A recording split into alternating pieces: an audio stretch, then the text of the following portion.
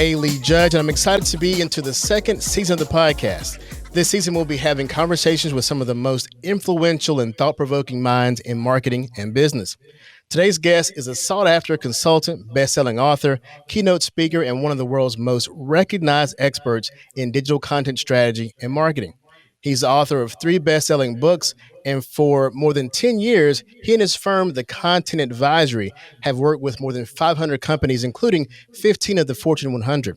He's provided strategic marketing advice and counsel for global brands such as Facebook, Salesforce, NASA, CVS Health, Hewlett-Packard, Microsoft, and the list goes on. I enjoy talking with him and learning from this man, and I'm sure you will too. So welcome to the podcast, Robert Rose. Oh, well, you're very kind. I mean, I heard you say that you have bright minds and provocative people on here. I don't know what the heck I'm doing here, but I'm just glad for the invitation, my friend. It's great to see you. You too. You absolutely qualify.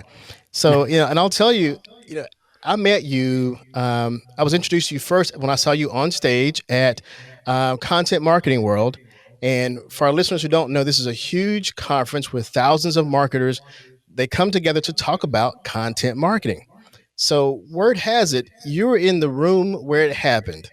This word content marketing. Can you give us some backstory on, how and when this term content marketing became a thing? Well, it's been a thing forever, right? I mean, it's been a thing for as long as we've been doing this thing called marketing. And in fact, in any of the 3 books I've written, I've hopefully made that point, abundantly clear, is that we didn't invent the thing. We may have given it a name. And that all credit goes to a guy by the name of Joe Polizzi, who is, of course, my podcast co-host on the podcast that I do, and then also one of my best friends for the last decade. And he came out of the publishing world, and in those days, call this late 2007, late 2008, we were calling it custom publishing, we were calling it advertorial, we were calling it all kinds of things, but the idea was creating valuable, customized content for our audiences that had value beyond our brand or our product or what it is that we sold. And so that process has been around. And Joe he started with a book called Get Content, Get Customers, which is how I came to know of him, because at that point I was a CMO of a software company here in Los Angeles. And he and I met in 2008, actually, after he had really come out with this idea, and he called it content marketing, and started his blog and really started driving and evangelizing the process. And he and I joined very quickly forces in 2009 as Content Marketing Institute was getting its legs underneath it. And we just started evangelizing the process. And the name, I mean, much to the chagrin, I think, of many people out there who still want to call it brand journalism or, whatever you want to call it, the name content marketing has really stuck, especially with larger businesses, more matrixed, siloed, global, big industry businesses. The idea has really stuck and stuck around. And ultimately, when Joe and I talk about this, we talk about the ideas. We don't really care ultimately what it's called. It is the process. It is the approach that's most important. And ultimately, I think it'll probably go away. It'll probably just become marketing, right, at the end of the day. And a part of what it is we do is our integrated marketing and communications. I want to dig into two parts of what you said there. The first one, it started out as somewhat content journalism, but now it's evolved to many more kinds of content, right? It has indeed. Everything from, on the B2B side, it's probably mostly closely associated with thought leadership, right? Expressing and delivering some level of thought leadership to the constituencies that you serve as a business to business, organization. And in B2C, consumer side businesses, it's almost always usually associated with some form of entertainment, right? So on the classic B2C side, you might have a company like Red Bull, or you might have a company like Lego. And, it's been said that Lego really is just a media company that, happens to also manufacture plastic bricks. They have really driven their adoption of their toy with the idea of creating everything from magazines to feature films to online platforms to apps and all of this kind of content to deliver fun and interesting things to audiences. And same with Red Bull with their creation of events and magazines and documentary films and throwing guys out of spaceships and all of that sort of thing. It's all around creating content that inspires people. And they got their start, of course, in I think it was 2004, by creating racing sheets, right? So they were sponsoring, like many B2C companies do, they were sponsoring Formula One racing. And they got their start by saying, hey, listen, we can not only deliver the race results at the end of this race, but we can deliver an analysis and deliver a bit of a magazine at the tail end of it. And so they quite literally dragged printing presses down to the Formula One racing venues where they were sponsoring and would print up real-time magazines as the races concluded, and they would hand those out to spectators as they were exiting, which became themselves collector's items and, of course, were fun because they had the information there. And in B2B, it was really about how do we use white papers or blogs or webinars or events to actually drive our thought leadership. So it's really expanded beyond the idea of just becoming a brand journalist. And it's really into this idea of how do we perform and act like a media operation to deliver value with our content that helps customers become aware that we're a trusted provider and someone you can have belief in that ultimately will help you solve a problem or a need or a want. So, now, we've often heard and talked about how companies should be more of a media company or have their own media company in-house or become a media company. How does a company go about knowing that they have this area of expertise, whatever their product is?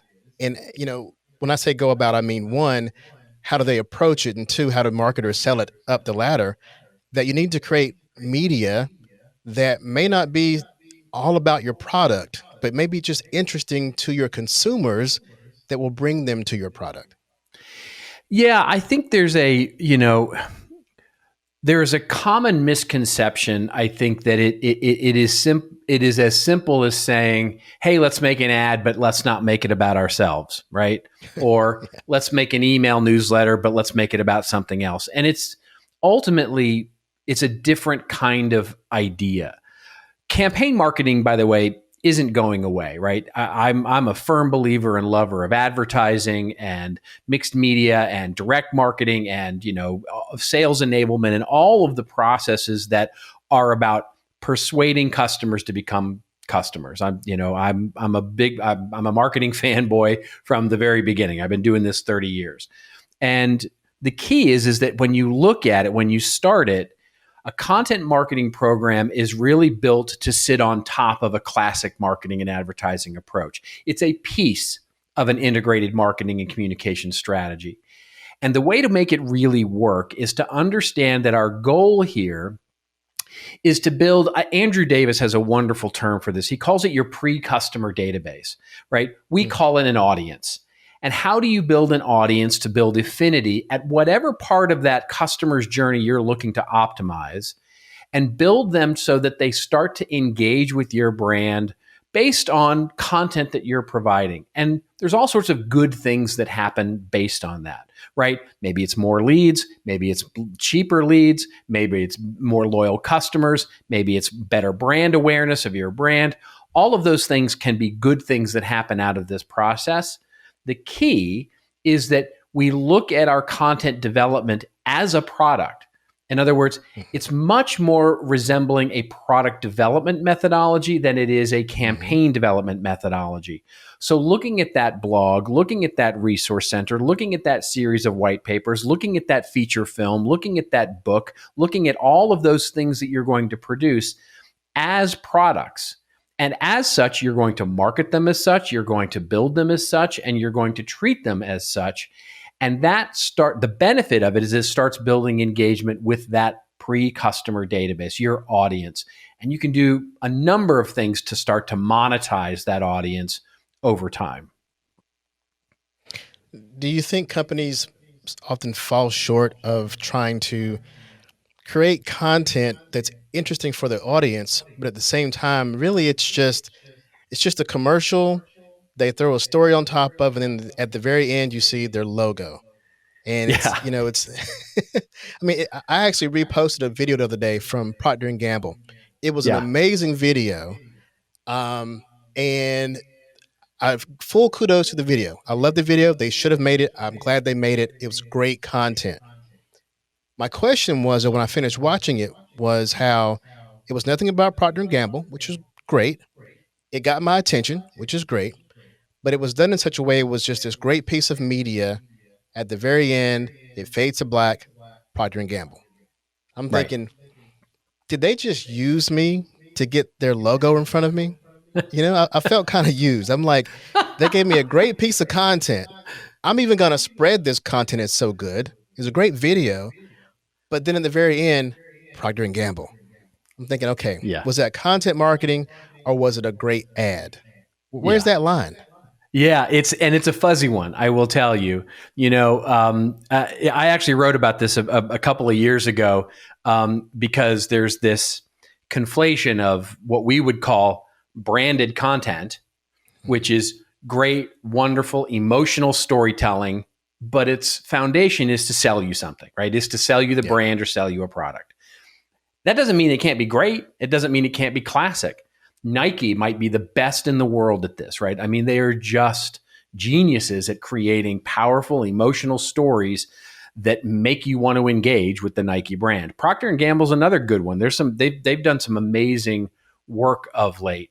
And there's a difference between that and delivering valuable content that is separate and discrete from your brand, almost despite your brand, that actually helps you develop an audience that builds affinity toward your brand because you're the source of it. You just look at something like the difference between what you just talked about and the Lego movie, right? Mm-hmm. If the words Lego weren't ever used, and really they aren't, the idea of the word Lego doesn't really appear a lot in the Lego movie other than in the title, right? It's a story. It's a story about a hero who has to learn to improv and work separately from a team and then work together as a team. And it's a beautiful, wonderful, lots of lessons for the kids, exciting, funny adventure story. If it wasn't about Lego, it would still be all of those things. Mm-hmm. That's where you can kind of separate it. If you pull the brand out of it, would it still be as valuable? The great example I think of late is I think of this, wonderful campaign, I would call it, a series campaign that Heineken did. I think it was last year or a year before, where they called it "Let's Have a Beer," and they would bring two people together from very, very opposite backgrounds. One person who's, really against LGBTQ people, and then an LGBTQ person, and they don't know anything about each other. And then they come in, they have to solve a puzzle. And at the end of it, they solve the puzzle and they crack open two beers. They just happen to be Heineken, of course. And then they see videos about each other. And then they realize, oh, they actually share this wonderful thing. And at the end, it's kind of a feeling like you said, right? You feel a little skeeved out, a little used by it, because all of a sudden it became about Heineken.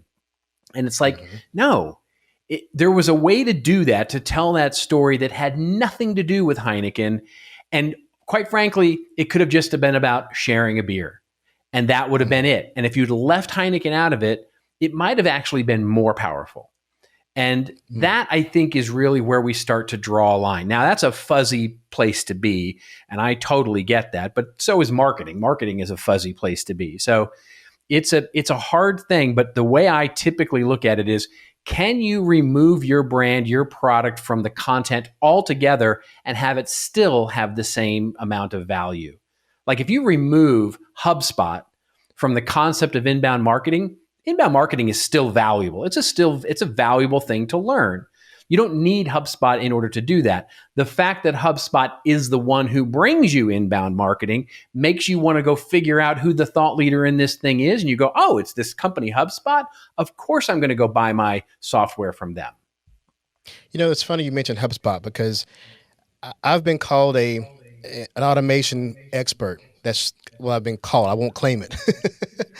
But I will say that some of the first information I got about marketing automation was from HubSpot. I Yeah. read their content for years before I considered HubSpot. I ended up buying Pardot at the time, but I still read HubSpot. Later on, I helped a company buy Marketo, but I still read HubSpot. Yeah. And so now, when someone asks me, what marketing automation should I choose, and this is all based on learning from a company, getting content from them, learning from them over the years. I run my company off of HubSpot. So I'm definitely a fan of HubSpot and I'll speak Yeah. highly of HubSpot. And they've given me, first of all, they've always been at the table whenever I work with a corporation to buy marketing automation. HubSpot's always a consideration because I've learned so much from them.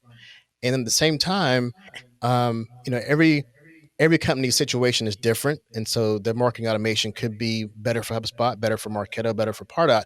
But my point is that I'll learn from HubSpot, and they will always be in my back pocket. I'll always think about them. They'll always be top of mind for marketing automation because they educated over the years, and it wasn't necessarily about HubSpot. It was about marketing automation. So, Yeah, well, that's exactly it, right? I mean, what they have done in you is built what I would call a true fan, right? yeah. Someone who knows exactly where that brand belongs.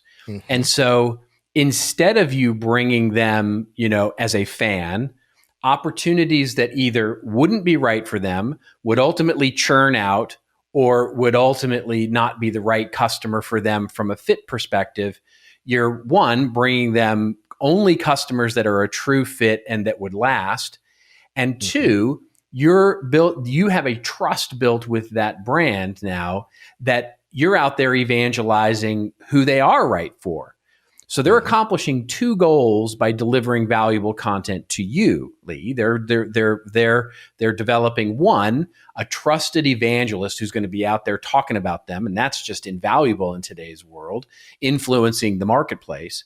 And two, for the leads and customers and opportunities that you do bring, they know that those are going to be valuable customers ongoing, and they're not going to be ones that churn out. I would bet you that if you actually looked at however many customers you may have recommended into HubSpot, that has a much higher stickiness, a much higher retention rate than those baseline customers. I would bet you. Hmm. And Yeah. that delta, like if you were saying, well, what's the value of our content marketing at the lead judge level, like at the individual influencer level? Just looking at that delta, I'll bet you it's worth tens of thousands, hundreds of thousands of dollars to them by simply creating a fan in you.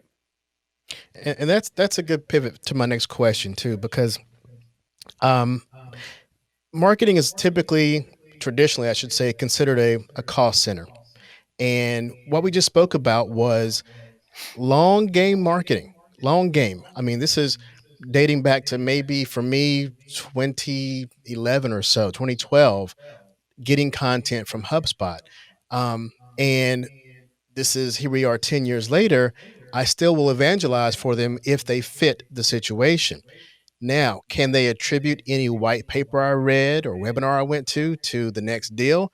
That'd be very difficult to do. It's a long game. Yeah. They could say it cost them to educate me over these past 10 years, but I will continue to probably bring them, you know, results as I refer people to them.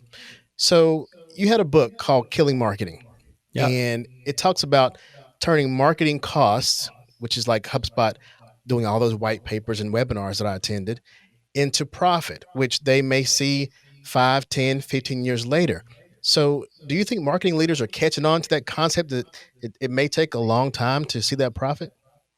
I think that's the biggest challenge, quite frankly, is that, so broadly speaking, we live right now in a very short term, impatient business world, right? Hmm. Where Hmm. public companies are expected to report monthly and quarterly. We set up almost all of our reporting in business and in marketing on a weekly, monthly, quarterly basis. And long term investments, what we might call value investments into things that will provide long term value, are just difficult. They're just difficult for businesses these days to make a true investments in. And Hmm. I get that. And it's, it's just, it's the hashtag, the struggle is real. Um, but having said that, the key is sort of if you look at the marketing investments we're making as a part of our portfolio, right? Going all the way back to the integrated marketing communications, the marketing mix, as it used to be called back in the day. And so you say, what part? That's a portfolio, right? We manage it like any other investment portfolio, and we have some of it going to TV, we got some of it going to print, we got some of it going to digital banner ads, we got some of it going to cold calling sales guys, we got some of it going to content marketing.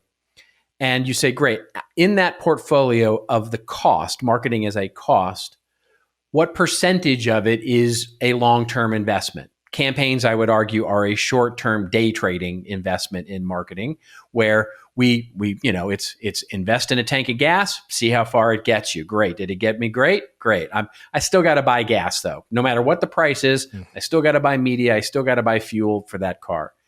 Content is investing in a long-term infrastructure, an owned media infrastructure that builds that audience over time and hopefully provides value. Now, the way it provides value or transforms into a profit center is in two ways. One is it starts to act as a multiplier to all those other classic marketing things you're doing. So, for example, all of the first party data that we're gathering from our audience, how can we use that first party data to do things like targeted advertising or personalizing our e-commerce catalog or making our traditional marketing efforts more efficient, helping us save money, real savings of money, and actually drawing in a revenue or a monetized audience into that portfolio. It's an investment that helps us multiply our savings on our traditional marketing benefits.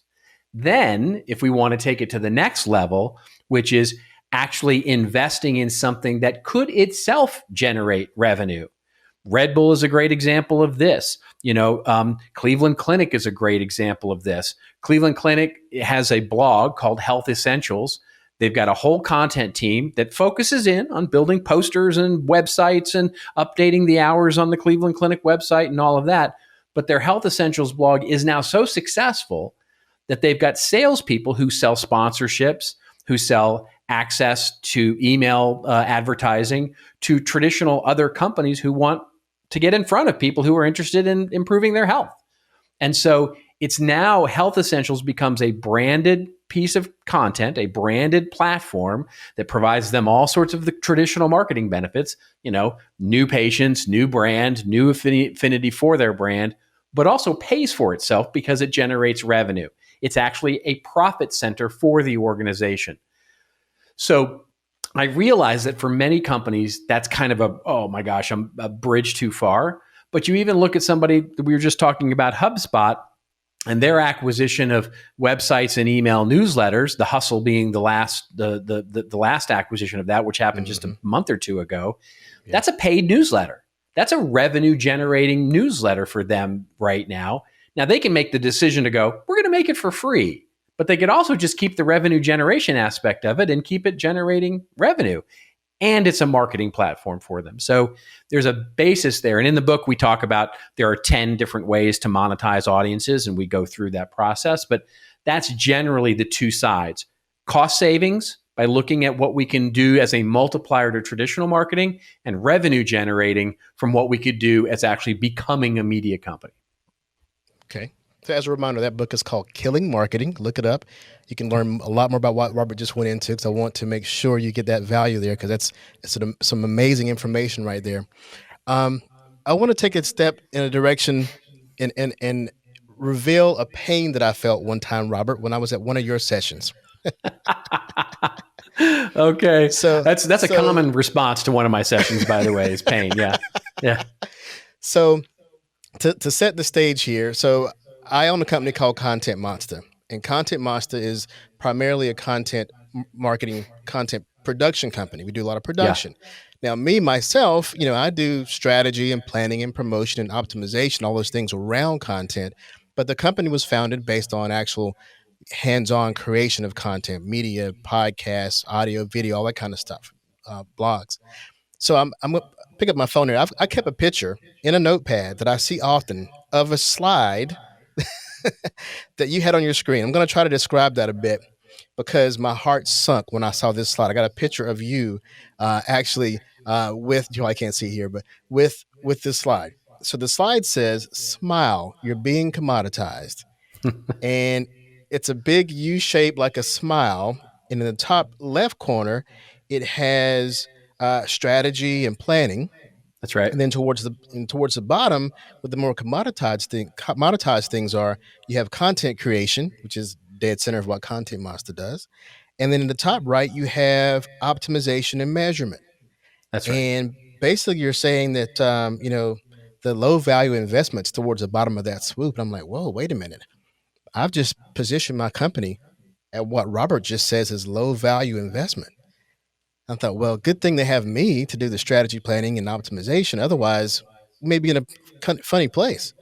So, Robert, I want to ask you, talk to me and to other agencies. What can marketing agencies do, and even solo creators do, to avoid being commoditized? Yeah. It's just something that I've observed over the last 20 years. And this is the business I've been in for the last 20 years, which is the agency consulting production side of the business, other than my, stint as a CMO, as a buyer on the buy side of things. I've worked in agencies and I've worked in consultancies, and almost my entire career has been on the consulting side of the business. And so what I mean in the smile idea is, and I didn't invent the smile graph, by the way. It's one that was done by, I think, Dell back 30 years ago that talked about manufacturing in a similar way. But what you have is, what do customers value most? And what they value most, and what will make you sticky, which will make you seem strategic, is providing strategy and planning, regardless if you provide other services. Now, if you only provide those bottom at the smile, sort of at the chin level, the services such as content production, website assembly, photography, production oriented things. You might be Picasso, right? You might be you might be Kanye, right? You might be an artist that is truly a genius in producing those things. Doesn't matter. The customer will still see you as a production. You are a production. And as soon as you don't deliver what they want, well, you're out of favor. And guess what? You get replaced with the next one and the next one and the next one. And you can think of it in the same way that you see something like Shutterstock, right? The same way that you see any sort of ongoing production. It's only as good as your last gig, and it's only as good as you resonate with whatever customer you're actually providing those production level services to. So you tend to get switched out.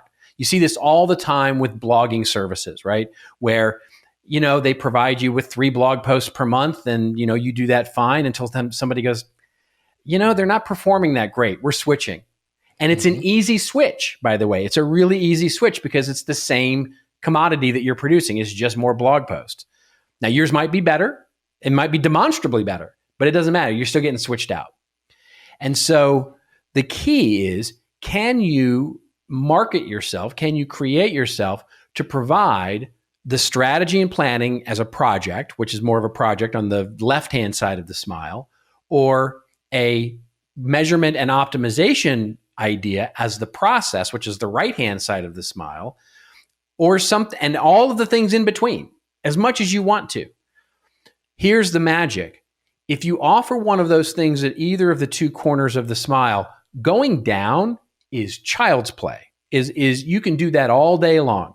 In other words, if I come to you and I deliver you a great strategy and a great plan, then if I say, by the way, I'm the guy who can execute it for you, you're going to go, of course you are.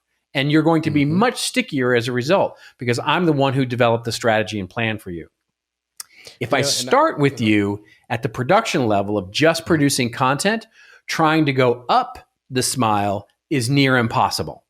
Because if I'm just producing assets for you and I come and go, hey, you need a new strategy, you're going to be like, no, you produce blog posts for me. Why would I buy strategy for you? That's the idea. Now, that doesn't mean you have to become McKinsey. It just means that you have to actually offer up even if it's the starting point of your production services, and I know you do this because I know your company and I know you, um, which is, why are you doing this? What do you want out of this? What is your goal out of this? I'm not going to produce one movie for you. I'm not going to produce one podcast for you. I'm going to ask you why you're doing this, what you're doing, so that we can optimize your business outcome and put a plan together for you that makes sense. That plan might be a production plan, but it's yet strategy and planning that is the important part of that, not the actual production of the asset itself, independent of what you're actually talking about. Does that make sense? It makes great sense. In fact, after seeing you do that presentation, first my heart sunk. Then I thought, wait a minute, we're doing these things. We're just not messaging it correctly. Right. Because, That's usually the case. yeah, because we would walk in the door with production and then say, well, by the way, we can do the strategy and optimization too. Not realizing that, well, I mean, even we know you can go to Fiverr and get some things done. But me being a marketer, the reason why I started Content Monster was because as a marketer, you want to get so much done, but you only have so many people and minds to think about it. And even if you do go get a piece of content, it's then left in your lap to do something with.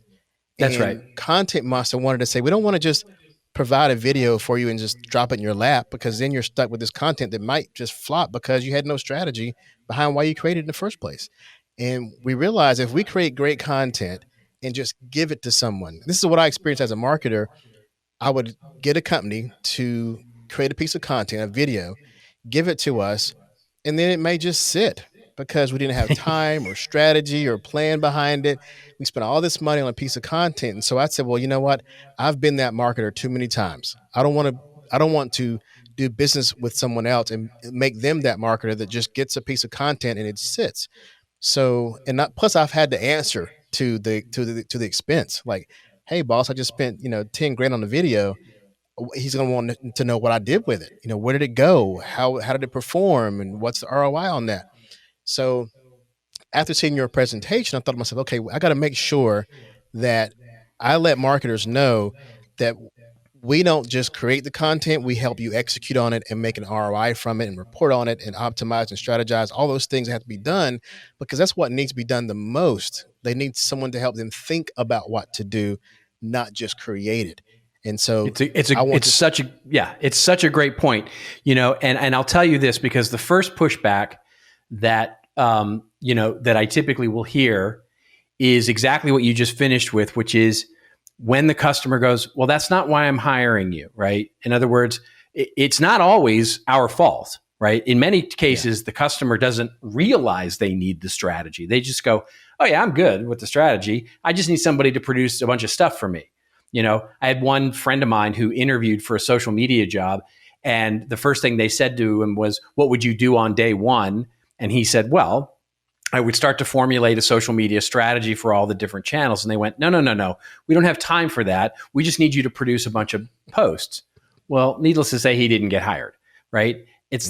There's a lot of demand side challenge with this as well, from CMOs, VPs, directors, marketing managers, up and down the line, who go, we don't have time for strategy. We just need to produce and produce and produce.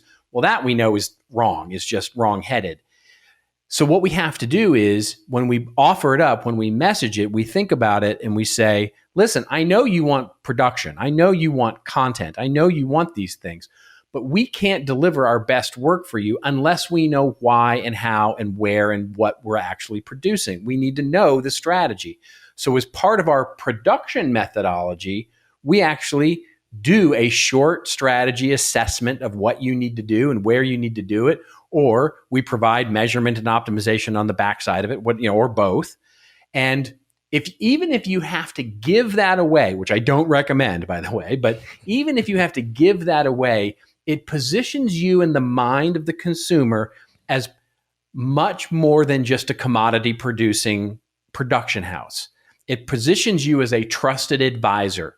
You know why and what they're doing, even if they don't agree with what and why you're doing it. But that is a different mindset for them, and they will value you differently as a result.